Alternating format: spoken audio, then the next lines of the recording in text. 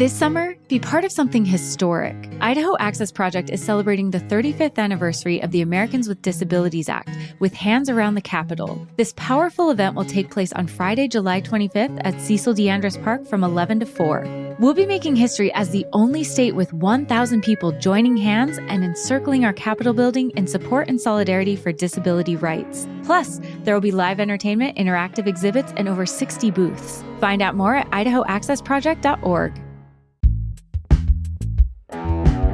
Today on CityCast Boise, bike bars were once a booming party on wheels, but after a crackdown from the city, including a full ban on booze, the rides are quieter and fewer. We're digging into how local regulations transform the industry and whether it's the end of the road for bike bars in Boise.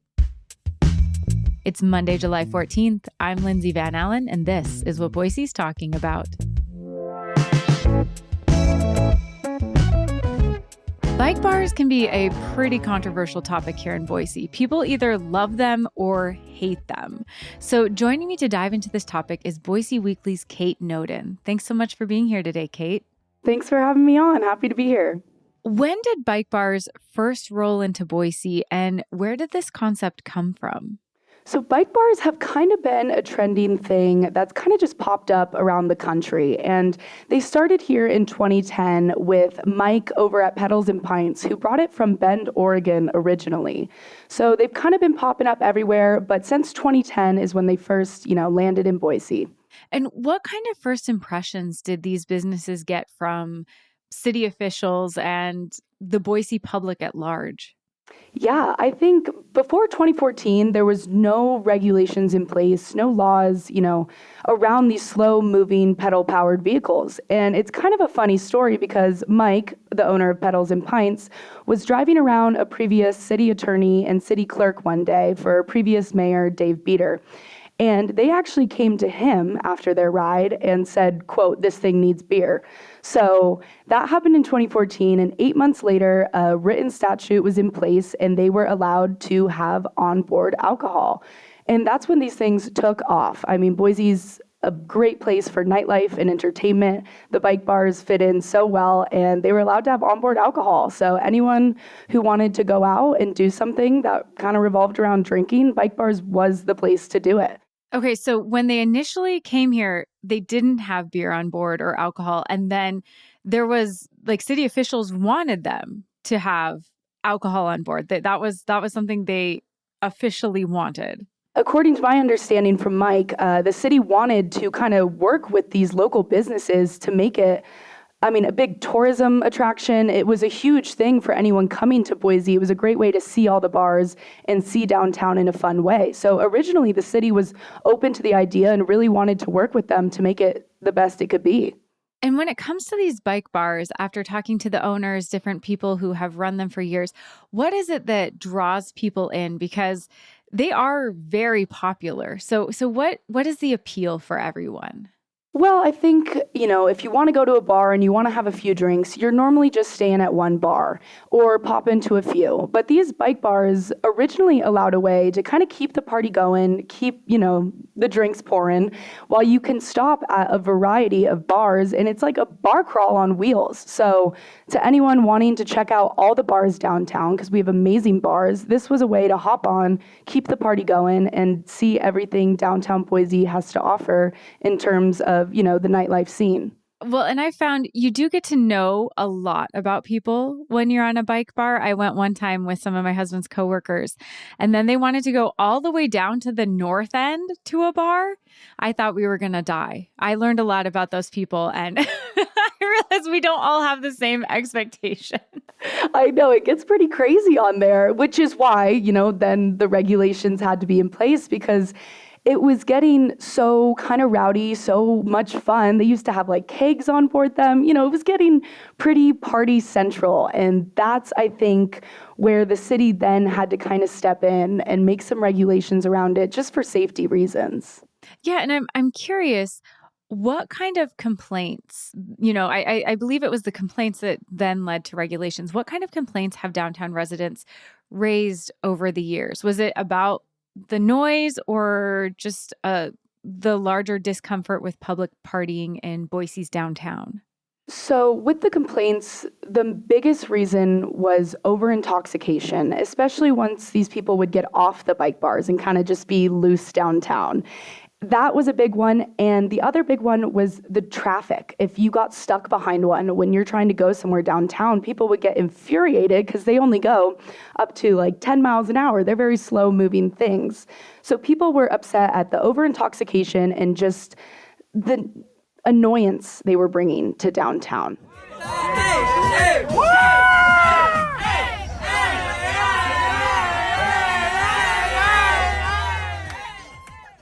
So, Kate, it sounds like 2014 city officials are excited about this business idea and even have ideas for making it more popular.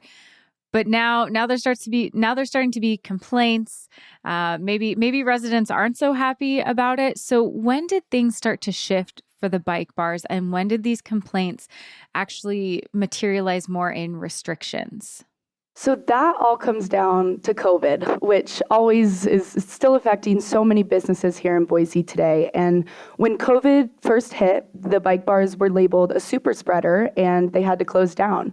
So they closed down for about a year. And when they were reintroduced in 2021, that's when the city thought it would be a good time to maybe revisit these bike bars and add some regulations. And Mike over at Pedals and Pints knew this was happening. So he went to city council and the mayor to almost provide a compromise with them, saying, here's what we're going to do. So you let us have alcohol on board. So he proposed, a curfew. They would limit their routes to downtown, avoid rush hour traffic, and cap alcohol at 1 6-pack per ride, 1 case of beer. That's it. And the city basically took all these points and made them into law besides the alcohol one. Instead of having 1 6-pack on board, they said no alcohol on board. And their reasoning for that was due to a mass amount of complaints that had come in over the years. And I think maybe they were just thinking really, COVID made them refocus on prioritizing safety in downtown Boise. And this was something that clearly was affecting safety downtown. And so they just decided to put these into place. And since 2021, it's really taken a toll on the businesses today. I know people were annoyed. I know that people were frustrated. If you got stuck behind a bike bar, that also happened to me. And that could be very frustrating. But as far as I'm aware, they operated largely without incident. So where people had these complaints, there weren't actual like super problematic incidences that happened, correct? Correct. There was no one, has gotten run over or knocked off one or been run over, so there wasn't anything like that. It was just people being upset that this was going on at like 2 p.m. on a Tuesday. These people are wooing and screaming down the street, and maybe there's a family trying to take a walk and they just didn't like it and didn't want that to be a sole part of downtown Boise.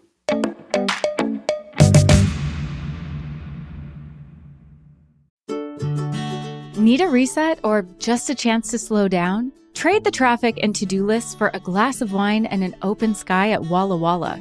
Just a scenic 4-hour drive from Boise, this peaceful destination in the heart of the Pacific Northwest offers a true escape from your hectic schedule. You'll have the opportunity to wander through more than 130 wineries nestled among golden hills and vineyards, and then cozy up in a tasting room. You can stroll through the charming historic downtown by day, and at night, dine al fresco on meals made by celebrated chefs from fresh ingredients grown just down the road on local farms. Come discover why Walla Walla is one of the Pacific Northwest's best-kept secrets. You don't have to go far to feel far away. Plan your getaway at wallawalla.org today. This podcast is brought to you by Carvana. Buying a car shouldn't eat up your week. That's why Carvana made it convenient. Car buying that fits around your life, not the other way around. You can get pre-qualified for an auto loan in just a couple of minutes and browse thousands of quality car options, all within your terms, all online, all on your schedule. Turn car buying into a few clicks and not a full week's endeavor. Finance and buy your car at your convenience on Carvana. Financing subject to credit approval. Additional terms and conditions may apply. So do these business owners that you spoke with feel like they were unfairly targeted by the city for running a business in a way that the city had actually encouraged? So there's 3 bike bar businesses left in Boise today, and each owner has a different perspective on it. I will say Mike, who I talked to, did feel personally targeted by the city, as if they were trying to push out bike bars in general from downtown and just get rid of them. And the city's response to that was they're not being outright banned, but safeguards had to be put in place to combat these complaints. And because of those safeguards, their business has declined. And the only reasoning for these owners to look at is the city and the regulations they put in. They do feel a bit targeted by the city and a bit unfair at the regulations that were put in place. And with one of these regulations being no alcohol on board, which is kind of the point of a bike bar, do these business owners feel like this was an overcorrection? Not that there shouldn't be any restrictions, but maybe they overcorrected too far in an effort to mitigate complaints? Yes, I would agree with that. And I think it's also that these party buses and party trolleys are still allowed to have onboard alcohol. So that kind of becomes the biggest, almost hypocritical factor that these owners feel, that they feel targeted because they're a bike bar when these party buses are allowed to have alcohol on board and they're not. It does feel a bit unfair and like the city's gone a tad too far with these regulations. Yeah, so just so listeners are aware, enclosed party buses are allowed to have alcohol on board, but the open air bike bars are not. How does the city explain that discrepancy? So it all just comes down to Idaho's open container laws, which passengers are only allowed to drink alcohol on fully enclosed vehicles that are designed for compensated transport. But because these bike bars are open air and in public places, they fall under that guideline. But if you take a look at some of the party buses around town, they're very much open air. They don't have roofs on them. But because the driver is enclosed per se in their own space, that makes it legal. Okay, I was going to ask about that because I literally just saw one like two weeks ago where the entire top of the bus is gone. Everybody's still wooing and screaming and partying, and they were very clearly drinking, which I don't mind, other than I also saw bike bars where people now cannot be drinking. It does seem hypocritical. And it's very frustrating for these owners, especially some who have poured their entire lives into this business. And now, in a city that loves to drink, when you take away the alcohol, that's a deal breaker. And people are going to give their business to the buses where they can have alcohol as opposed to the bike bars where they can't, because people just don't want to wait 10 minutes to get their next drink. So, Kate, with the current restrictions in place, if let's say we take a bike bar, we put the driver, the operator in like a little, I don't know, enclosed plastic cubby, it's now fine for people to drink on board? Is that like how the regulations work? Technically, if it's an fully enclosed vehicle, so if the driver is fully enclosed and there's kind of like a gap or separation between where the open alcohol is, then it's completely legal. It's kind of almost like these loopholes that people are figuring out, and that's why they're opening these party buses. But for these people that have spent their entire lives marketing and working on these bike bars, they can't change anything, and they're stuck with these regulations and just have to deal with it. It sounds like you mentioned this is impacting their businesses in really significant ways, and maybe some of them could potentially go out of business. Has the city commented on that at all? The city response to me when I brought that to their attention, that these businesses were struggling and possibly on the verge of, closure, they said that they have to put safety above revenue when it comes to small businesses. And at the bottom line, it was a safety hazard. So they have to put that first before they can consider any revenue when it comes to small businesses.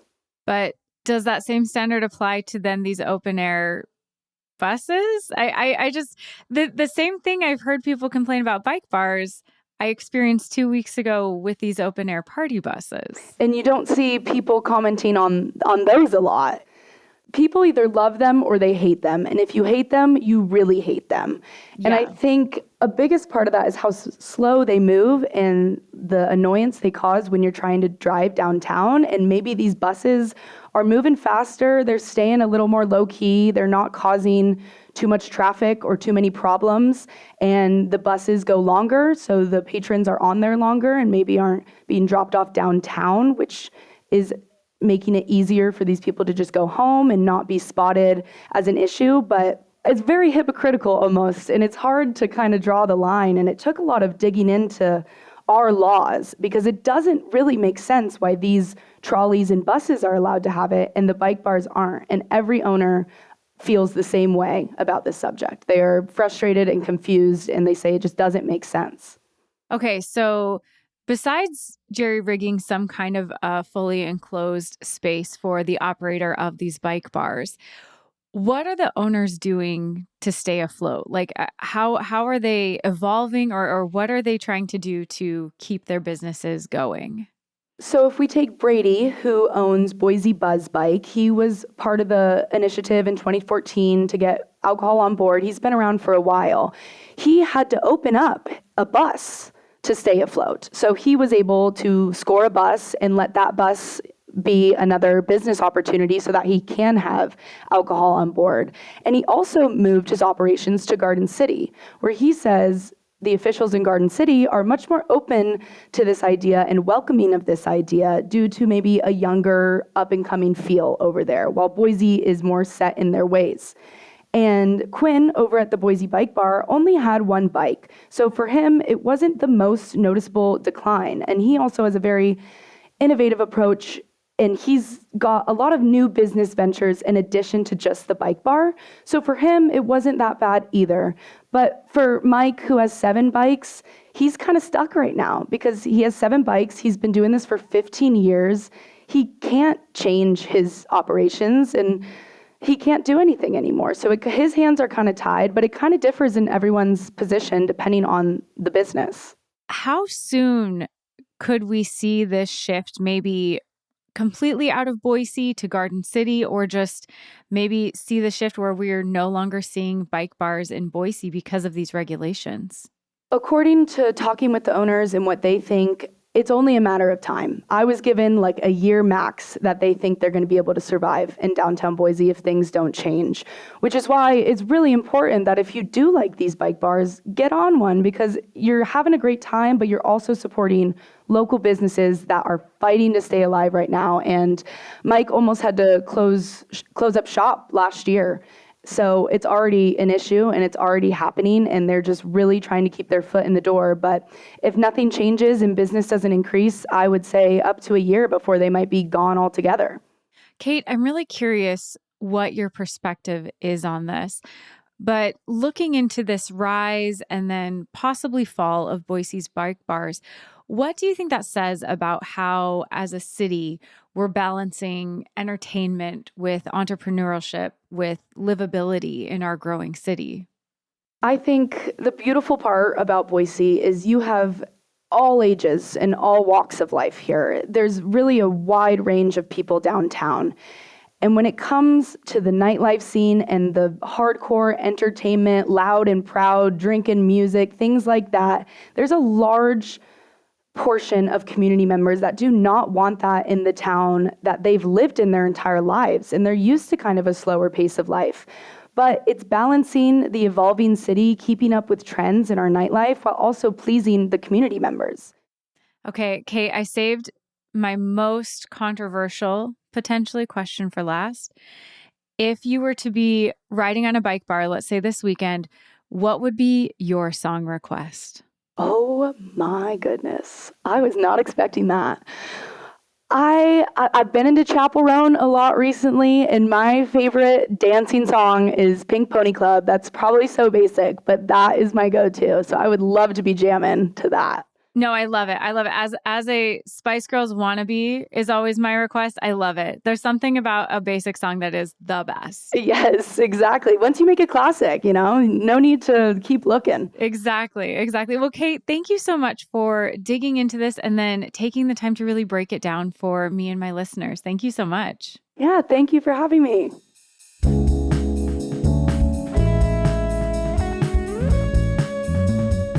That's all for today here on CityCast Boise. If you enjoyed the episode, don't forget to tell your friends about the show. We'll be back tomorrow morning with another great local story. See you then.